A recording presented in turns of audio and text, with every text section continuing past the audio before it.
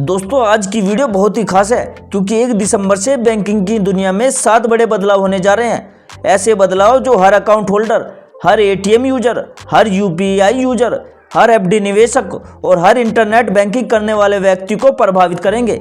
और सबसे बड़ी बात, बहुत से लोग इन बदलाव के बारे में अभी तक नहीं जानते। लेकिन चिंता मत कीजिए, आज की वीडियो में मैं आपको हर बदलाव बताऊंगा आसान भाषा में, उदाहरण के साथ।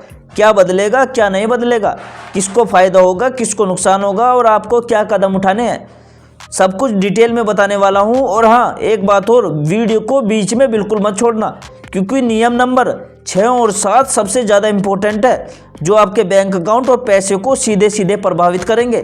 तो चलिए बिना किसी देरी के स्टार्ट करते हैं। सबसे पहला नियम है एटीएम कैश विड्रॉ पर नया बदलाव। 1 दिसंबर से एटीएम कैश विड्रॉ में एक बड़ा बदलाव लागू होने वाला है। अब कई बैंकों ने एटीएम ट्रांजैक्शन रूल में 2 मुख्य चीजें बदली है। पहला है फ्री एटीएम ट्रांजैक्शन की लिमिट बदलेगी। अब तक आप अपने बैंक के एटीएम से हर महीने 5 बार फ्री और दूसरे बैंक के एटीएम से 3 बार फ्री पैसे निकाल सकते थे। लेकिन नए नियमों के मुताबिक कई बैंक लिमिट को 5 से घटाकर 3 करने जा रहे हैं और दूसरे बैंक एटीएम की 3 फ्री ट्रांजैक्शन को 2 करने की तैयारी में है। मतलब आप पहले से कम बार फ्री में पैसा निकाल पाओगे। और क्यों बदला जा रहा है नियम, देखो, बैंकों का कहना है कि मेंटेनेंस कॉस्ट बढ़ गया है, एटीएम कैश रिफिल चार्ज बढ़ चुके हैं, सिक्योरिटी का खर्चा बढ़ा है, इसलिए वो यह बदलाव कर रहे हैं। इसका क्या असर पड़ेगा, देखो, अगर आप महीने में 2-3 बार ही पैसे निकालते हैं तो कोई फर्क नहीं पड़ेगा। लेकिन अगर आप कैश में ट्रांजैक्शन ज़्यादा करते हो, बिजनेस वाले हो या हर हफ्ते कैश निकालते हो, तो 1 दिसंबर से आपको एटीएम चार्ज ज़्यादा देना पड़ सकता है। एक्स्ट्रा चार्ज कितना लगेगा, देखो, अभी एक्स्ट्रा चार्ज है 21 रुपये पर ट्रांजैक्शन प्लस जीएसटी। नए नियम के बाद यह बढ़कर 23 से 25 रुपये पर ट्रांजैक्शन हो जाएगा। आपको क्या करना चाहिए, यूपीआई को ज़्यादा इस्तेमाल करो। एटीएम से बार बार 1 या 2 हज़ार निकालने के बजाय एक बार 5 से 10 हज़ार निकाल लो। कोशिश करें कैशलेस लेन देन की। अपने बैंक का एटीएम इस्तेमाल करो, दूसरे बैंक का तभी जब मजबूरी हो। अब बात करते हैं यूपीआई की। 1 दिसंबर से सबसे बड़ा बदलाव यूपीआई से जुड़ा है। हाई वैल्यू यूपीआई ट्रांजैक्शन पर नया समय, नया नियम। अभी तक 2 लाख या ज़्यादा यूपीआई भेजने पर तुरंत ट्रांसफ़र होता था। नए नियमों के मुताबिक 1 दिसंबर से बड़े यूपीआई ट्रांसफ़र कुछ सेकंड की बजाय 30 मिनट की देरी से प्रोसेस होंगे। यह नियम आरबीआई ने सुरक्षा कारणों से बनाया है। ये किसके लिए है, देखो, बिजनेस ट्रांसफ़र के लिए 2 lakh, 5 lakh, 10 lakh, NEFT type trade, bank to bank high value UPI. साधारण लोगों को इसका फ़र्क लगभग नहीं पड़ेगा। अब आरबीआई ये बदलाव क्यों कर रहा है, क्योंकि यूपीआई फ्रॉड बहुत बढ़ गए हैं। स्कैमर्स लोगों को तुरंत ट्रांसफ़र करवाकर पैसा गायब कर देते हैं। 30 मिनट की लेट रोकथाम जैसा काम करेगी। इस्तेमाल में क्या फ़र्क पड़ेगा, देखो, मान लीजिए आप 5 लाख रुपए का यूपीआई करना चाहते हैं। पहले तुरंत हो जाता था, अब 30 मिनट बाद कंफर्म होगा, यानी सुरक्षा बढ़ जाएगी। क्या छोटे यूपीआई ट्रांजैक्शन पर असर पड़ेगा? नहीं, 500, 50, 5000 वाले यूपीआई पर कोई फर्क नहीं पड़ेगा। डेबिट कार्ड और क्रेडिट कार्ड के नियम बदल रहे।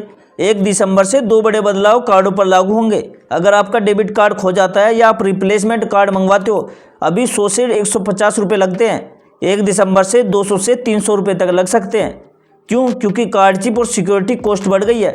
एक्सपायर कार्ड कब फ्री मिलेगा, देखो, हाँ, अगर आपका कार्ड एक्सपायर हुआ है तब फ्री मिलेगा। अगर आपने बिना वजह नया कार्ड मंगाया तो आपको चार्ज देने होंगे। चौथा जो नियम है मिनिमम बैलेंस पेनल्टी रूल।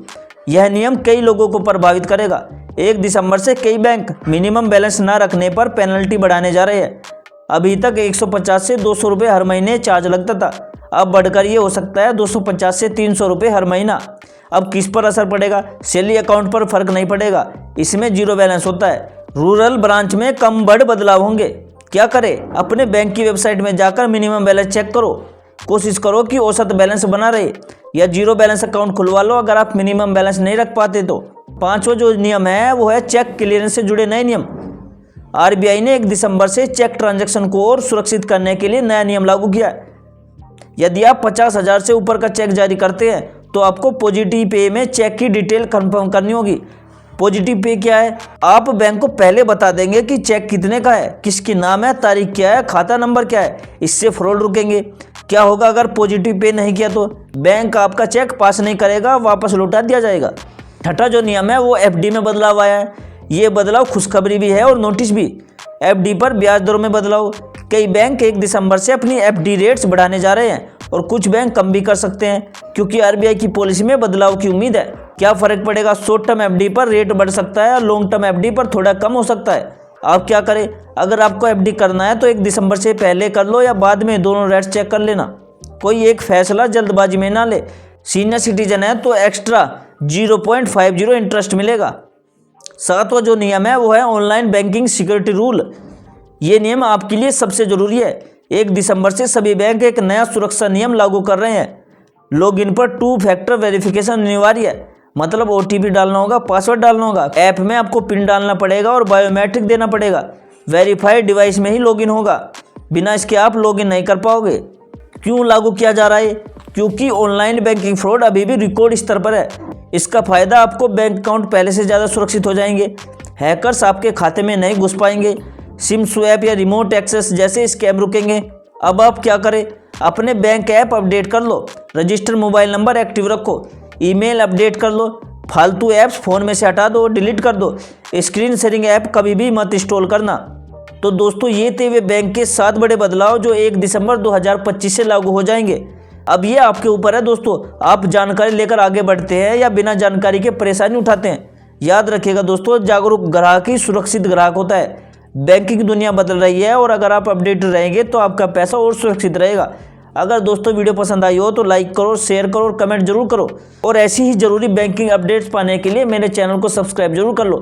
और दोस्तों मुझे कमेंट में जरूर बताना कि आपका खाता कौन से बैंक में है, SBI में है, PNB में है या बैंक ऑफ बड़ौदा में है। तो दोस्तों मिलते हैं अगली वीडियो में एक नई जानकारी, एक नए टॉपिक के साथ। तब तक के लिए खुश रहिए, मस्त रहिए। जय हिंद, जय भारत।